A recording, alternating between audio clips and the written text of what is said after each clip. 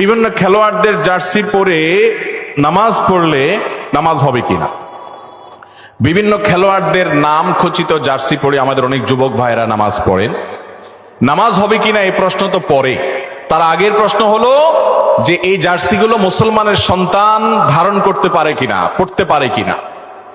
যে ব্যক্তি আপনার আল্লাহর প্রতি ঈমান আনে না, যে নিরীহ ফিলিস্তিনিদের উপরে বোমা মারাকে সমর্থন করে, সে যত ভালো খেলুক, যত ভালো পারফরমেন্স করুক, একজন মুসলমানের কাছে সে কখনো প্রিয় হতে পারে। আসসালামু আলাইকুম। সবার উদ্দেশ্যে বলতেছি, ব্রাজিল আর্জেন্টিনা কখনো মুসলমানের হৃদয়ের ভালোবাসার মানুষ হতে পারে না। ব্রাজিল আর্জেন্টিনার পতাকা, ব্রাজিল আর্জেন্টিনার জার্সি কখনো নিজের মোহাব্বতের হতে পারে না।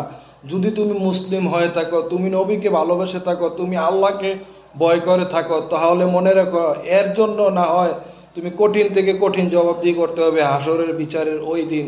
সেই দিন আফসোস করা ছাড়া তোমার আর কোনো উপায় থাকবে না।